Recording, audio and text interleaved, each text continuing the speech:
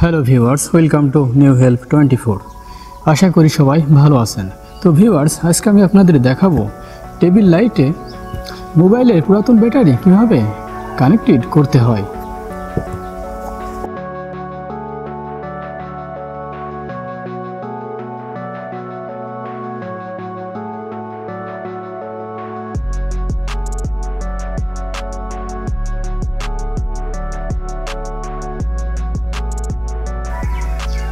তো ভিউয়ার্স, আমরা দেখতে পাচ্ছি এর ভিতরে একটা ব্যাটারি রয়েছে, এটা অরিজিনাল নয়।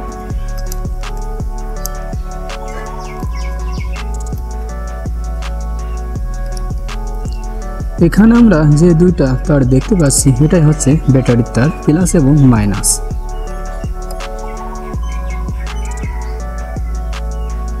তার দুটি শর্ট হতে পারে।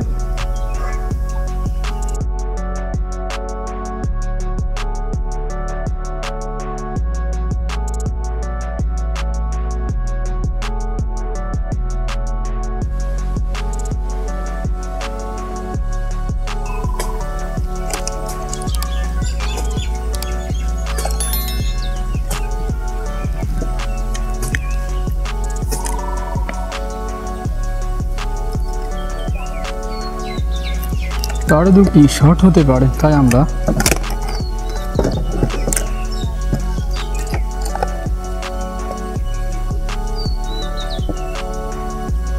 প্লাস মাইনাস ঠিক করে তার দুটি বড় তার লাগিয়ে নিব।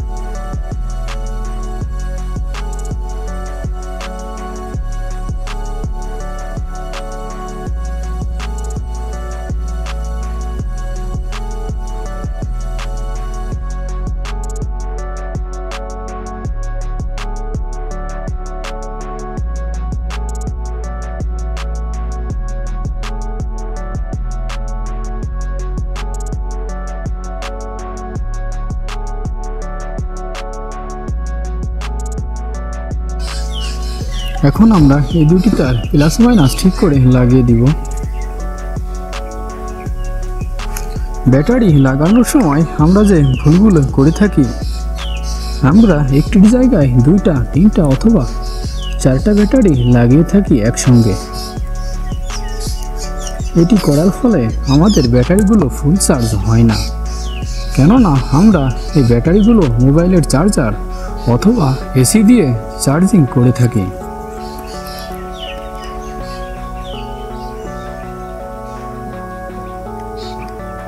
এসি অথবা মোবাইলের চার্জারে চার্জ দেওয়ার ফলে এই সার্কিট থেকে মূলত একটি ব্যাটারি ফুল চার্জ করার ক্ষমতা রাখে, যার ফলে দুই, তিনটা অথবা চারটা ব্যাটারি ফুল চার্জ করতে পারে না।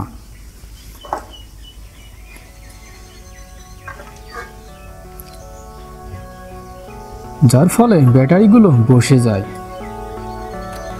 এখন আমরা চেক করব। এখানে সুইচ রয়েছে, সুইচটা অন করে নিব। অন করাই আছে, এটা স্ক্রিন টাচ।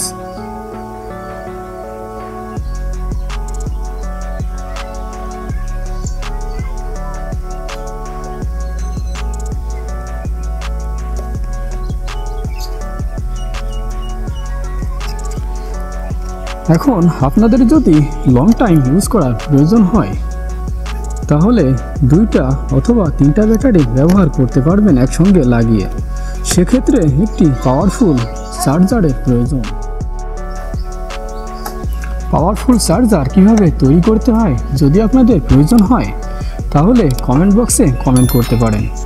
পরবর্তী ভিডিওতে কিভাবে পাওয়ারফুল চার্জার তৈরি করতে হয় ইনশাল্লাহ আপনাদেরকে জানিয়ে দেব। তাহলে আপনারা দুই, তিনটা ব্যাটারি একসঙ্গে লাগিয়ে লং টাইম ব্যবহার করতে পারবেন।